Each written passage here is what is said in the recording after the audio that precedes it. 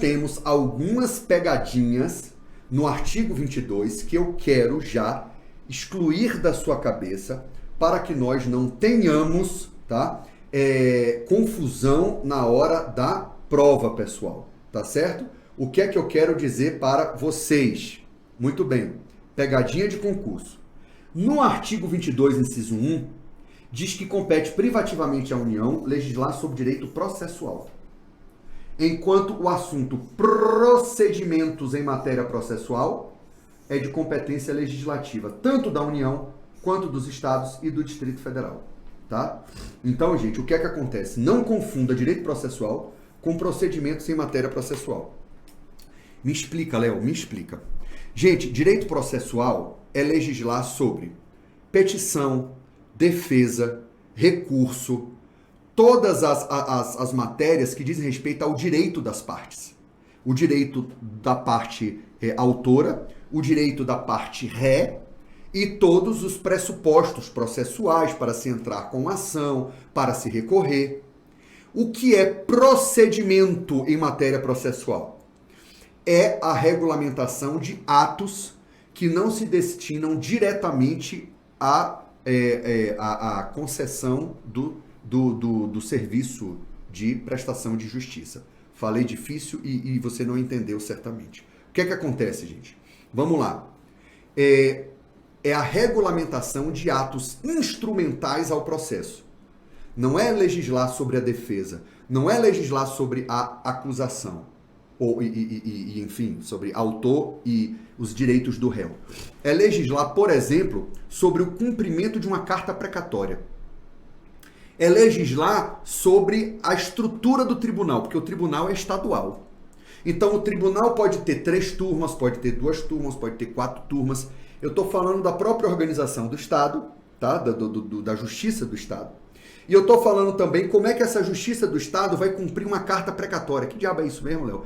É quando você tem que intimar ou citar uma parte ou uma testemunha em outra comarca. Então, um juiz vai encaminhar para outra, para o juiz da outra comarca, a citação ou a intimação que deve ser feita porque a pessoa mora em outra comarca. Então, isso é chamada carta precatória. Como é que você vai cumprir essa carta precatória? Como é que você vai distribuir o processo? Então, o processo vai passar por um setor de distribuição que vai ter um algoritmo que é isentão e que não vai permitir direcionamentos de processo. Então, o que acontece, gente? Legislar sobre a distribuição, legislar sobre o cumprimento de uma carta precatória é um procedimento em matéria processual. É legislar sobre atos específicos que não dizem respeito ao direito das partes, que diz mais respeito ao procedimento ali concreto. Então, eu não quero que você fique tentando entender e não ter nenhum tipo de dúvida na cabeça. Eu só quero que você tenha a ideia principal. Porque o que é que vai cair na sua prova? Ou jurisprudências do Supremo, que elas são mais específicas, elas estão no seu material complementar, de leitura complementar, mas eles só devem ser estudados por exemplo, quem vai fazer consultor de uma área de direito civil ou penal, aí tem que ter essa...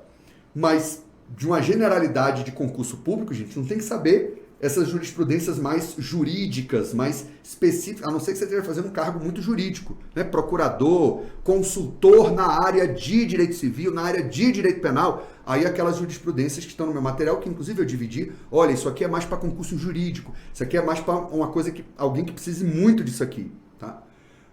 Mas eu quero que você já entenda o que é direito processual, o que é procedimento em matéria processual, pronto, falei. A competência privativa da União para legislar sobre trânsito e transporte não pode ser confundida com a competência administrativa comum da União, dos Estados e dos municípios para estabelecer e implantar políticas de educação para a segurança do trânsito. A gente estudou isso na aula passada. Cuidado para não confundir educação no trânsito, que está no artigo 23, inciso 12, e é de todo mundo, né? Eu falei, o cara vestido de semáforo indo numa escola de ensino fundamental, ou pré-escola, ou o que for. E é diferente de legislar sobre trânsito e transporte, tá certo? Então, é o que eu queria que você soubesse sobre essa diferença também, que é outro peguinha. Eu já tinha falado lá e estou repetindo aqui. Eu ainda não me lembrei a jossa que eu queria falar. Vou até voltar para aquele slide. Eu não vou lembrar, tá certo? Lembrei. Nossa senhora, odeio ficar com a coisa na cabeça sem lembrar, gente. Me desculpem. É o seguinte, essa história de que tem que ser uniforme em todo o território nacional tem um contexto histórico. Nos United States of America, nos Estados Unidos, eles tiveram uma federação formada das extremidades para o centro. Estados que eram soberanos, quando se tornaram independentes da Inglaterra, se transformaram numa confederação. Eles são estados soberanos reunidos por um tratado internacional e depois eles resolveram se reunir numa federação. É a chamada Federação de Formação Centrípeta. E a nossa federação é uma federação de formação centrífuga, tá? Que é a ideia de que um Estado unitário, o Império do Brasil, em 1889, se transformou numa federação para imitar os Estados Unidos. Então, inspirado nos Estados Unidos. Então, nós temos a realidade histórica dos Estados Unidos ditando uma autonomia muito grande para os estados. Lá, direito civil e direito penal é em cada estado. Aqui no Brasil é que se entende que não é legal você viajar para o Nordeste e ter que comprar o Código Penal cearense. Porque, não, sei lá, no Código Penal paulistano, que se você chegar no bairro da Moca e pedir uma pizza e pedir o ketchup, já vem 3 viaturas da polícia para te jogar no camburão. Ketchup na pizza, isso é um pecado, é um crime. Então, você teria que ter um código penal de cada estado quando você fosse viajar dentro do país, porque o direito penal é diferente em cada estado. No Brasil, que é uma federação, que era um estado unitário, que resolveu se dividir, é um absurdo você ter direito civil e direito penal em cada estado. Nos Estados Unidos, não. Isso é de boa. Então, existe um contexto histórico no que eu estou dizendo, que você tente memorizar no Brasil, que tem determinados assuntos que se entendeu que precisavam ser uniformes em todo o território nacional, porque não seria legal, não seria conveniente ter normas específicas em cada estado, mas isso tem um contexto histórico e tem uma origem, tá? Na nossa federação, tá? Muito bem. Lembrei do que eu queria falar e agora a gente volta para as próximas peguinhas. O sistema da Seguridade Social, que envolve ao mesmo tempo saúde, previdência e assistência, de acordo com o artigo 194 da Constituição, gente, a Seguridade é um tripé com saúde, assistência e previdência social. E ó que onda, velho. Legislar sobre o sistema da Seguridade é com a União. Por exemplo, contribuições da Seguridade Social, só a União legisla. Agora, legislar sobre previdência, assistência e saúde, cada um dos pés do tripé, o tripé só a União legisla, Seguridade Social. Mas cada perna, os estados e o DF também podem legislar, tá certo? Então, já as legislações específicas sobre previdência, saúde ou assistência, inclusive proteção de pessoas com deficiência, que está dentro de assistência social, isso a gente vê no artigo 204 também da Constituição, são de competência concorrente da União dos Estados e do DF. Então não confunda esta competência aqui, que é concorrente, com esta competência aqui, que é uma competência privativa da União, para legislar sobre Seguridade Social. Léo, tenta me explicar, para você só não me jogar na jaula dos leões, jogando essa informação, e eu vou me esquecer dela em 5 segundos. Não, eu vou tentar. Olha só, gente, previdência é um assunto também que seria todo da União, sabe? Mas sabe por que é que tem legislação estadual? Porque existem servidores estaduais. Existem servidores até municipais, né? Óbvio que tem.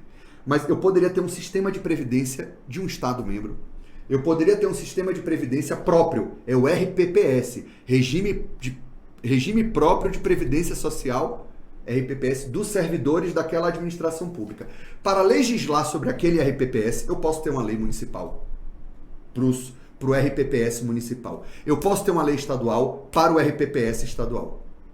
Então, para a previdência dos servidores da administração de um estado, eu posso ter lei previdenciária estadual. É por isso que previdência também estado pode. E a gente vai entender como é que o município entra nisso. Mas, por enquanto, saiba que eu posso ter legislação estadual sobre isso. Assistência social. Gente, assistência social estava muito no artigo 23, junto com saúde. Como é que eu posso dizer que só a União pode legislar sobre saúde?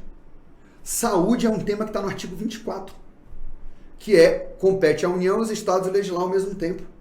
Eu posso ter uma questão peculiar sanitária, eu posso ter uma questão de surtos de esquistossomose, surtos de leptospirose, surtos de doenças específicas do meu clima, da minha região, das minhas condições de água e esgoto, que justifique uma legislação sanitária diferente de um estado para o outro.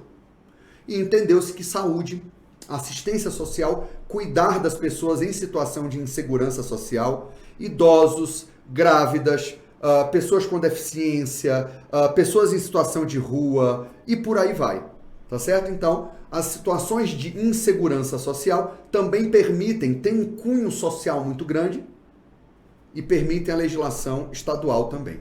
A Seguridade Social, que é um sistema visto como um todo, quis a Constituição que fosse só da União. Eu espero que eu tenha conseguido te fazer entender e não só você gravou, não tem como você ficar só memorizando. Eu quero fincar o seu conhecimento em bases sólidas. Já falei isso. Vamos lá. É de competência legislativa privativa da União o tema das diretrizes e bases da educação nacional, pois a educação e o ensino, genericamente considerados, são matérias de competência concorrente da União do Estado do DF. Durma com um barulho desse. Às vezes a Constituição, gente, mandou mal. O José Afonso da Silva acha que foi um erro da Constituição.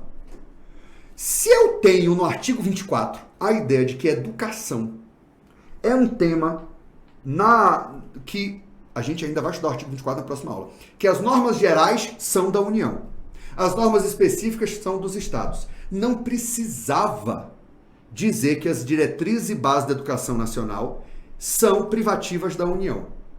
Você pode defender que, Léo, não tem a palavra nacional, coração?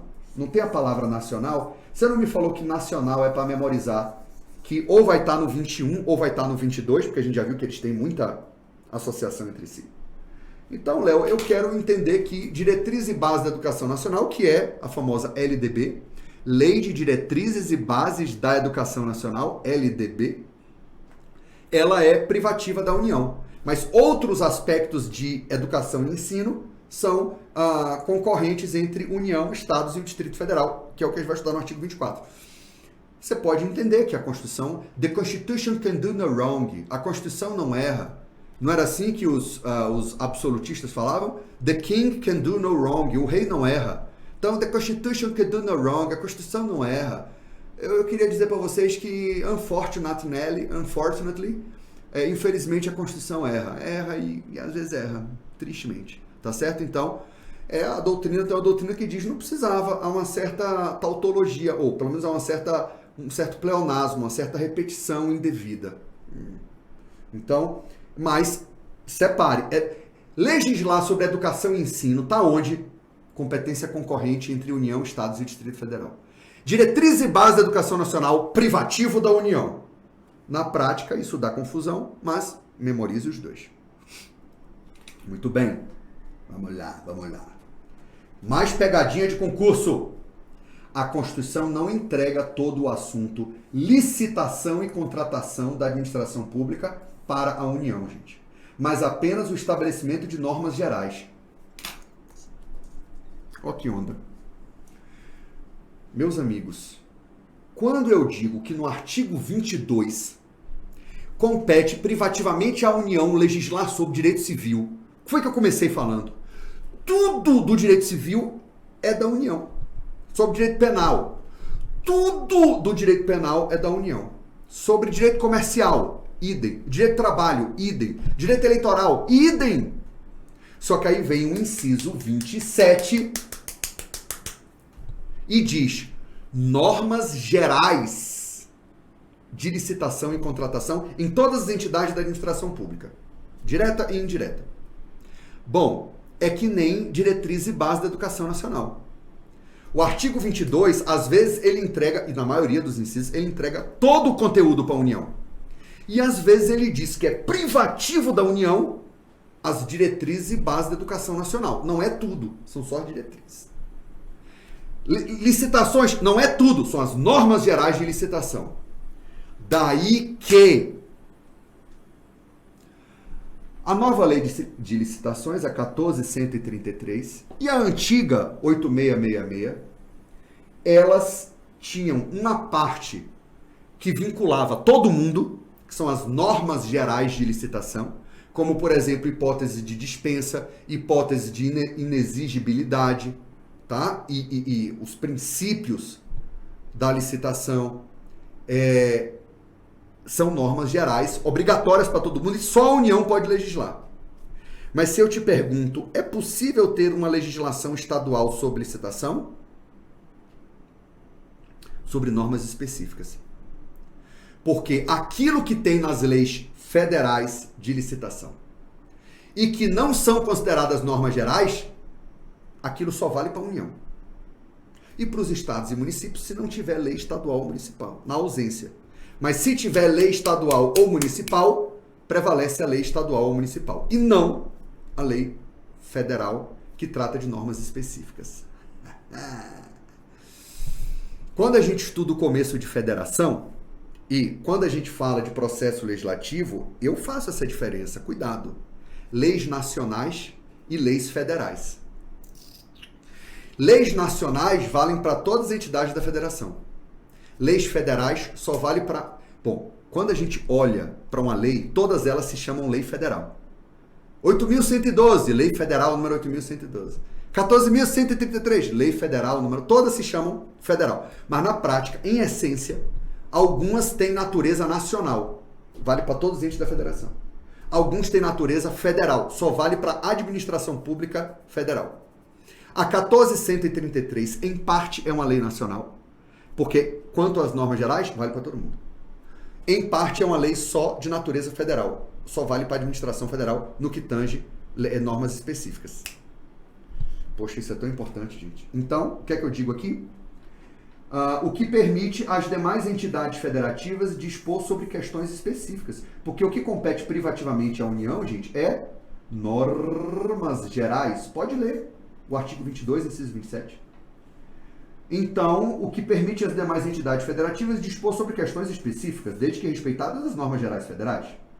No caso da antiga lei de licitações, 8.666, o Supremo já decidiu que havia alguns dispositivos de âmbito nacional e alguns restritos à União, por não serem normas gerais. Tá certo? Então, eu quero que... E, Léo, como é que eu vou diferenciar um e outro? Tá? Eu quero que você saiba que princípios, as modalidades de licitação, criar uma nova modalidade, eu não acho possível. Mas, certamente, hipótese de dispensa, hipótese de inexigibilidade e os princípios, certamente, só a União pode dispor. Só a União pode dispor sobre esses temas. Fiquem só com esses exemplos que eu dei. Vamos para outro peguinha, gente. A Constituição não entrega todo o assunto Polícia Militar e Corpo de Bombeiro Militar para a competência legislativa da União, mas apenas também normas gerais. Então, quais são os três principais exemplos? Normas gerais sobre polícias militares, normas gerais sobre licitação e diretrizes e bases da educação nacional. São os três exemplos em que o artigo 22 não cravou todo o assunto. Ele diz que compete privativamente só as normas gerais. Isso tem que ser muito fixado dentro de sua cabeça para você não confundir. O que permite que os estados disponham sobre normas específicas de organização de suas PMs e Corpo de Bombeiros Militares. O Distrito Federal é diferente, a gente vai ver. A gente até já viu, né, no artigo 21, que o Distrito Federal, as suas polícias todas são legisladas pela União. Tá? Tem até súmula vinculante que a gente viu. Agora, eu quero dizer para vocês que, em relação aos estados, tem no artigo 22 que normas gerais de polícia militar é com a União, não é todo o assunto. E que a organização, garantias, direitos e deveres das polícias civis são de competência concorrente entre União e Estados, o que implica normas gerais por parte da União. Tá vendo que é uma confusão, gente? Deixa eu explicar para vocês. Tudo bem, tem a ver que as polícias militares são forças de reserva do Exército, então normas gerais ficaram só com a União. Mas é um pouco semelhante. O que é semelhante? Quando eu digo, eu sei que você já está cansado, mas tenta entender. Quando eu digo que, presta atenção, no artigo 24, que a gente vai ver que normas gerais são com a União, normas específicas são com os estados. Quando eu digo que dispor sobre os direitos da Polícia Civil é uma matéria do 24, o que isso significa? Normas gerais são com a União, normas específicas são com os estados. Só que eu dou todo o assunto para o artigo 24. Polícia Civil. Quando eu chego no artigo 22, que é só da União, eu digo normas gerais são só com a União. É o caso da Polícia Militar. A Polícia Militar ficou no artigo 22. A Polícia Civil ficou no artigo 24. Mas, se você for muito rigoroso, para que um Estado possa legislar sobre normas gerais de polícia militar, eu preciso da complementação, eu preciso da delegação de uma lei complementar. Para que os estados legislem sobre normas gerais em polícia civil, eu não precisaria dessa lei complementar delegando, porque nos parágrafos do artigo 24, quando não tem a norma federal, os estados podem legislar sobre normas gerais. Então, tem essa diferença entre a polícia civil e a polícia militar. É bem sutil, mas eu quero que você saiba. Agora, com a educação, foi lá e foi cá. O artigo 24 diz: educação e ensino, normas gerais com a União, normas específicas dos estados. Na falta de norma geral, o Estado pode legislar. É o artigo 24. Só que aí vem no 22 e diz: diretrizes e bases da educação nacional. É privativo da União. Para ter lei estadual sobre isso, precisaria de uma delegação por lei complementar federal.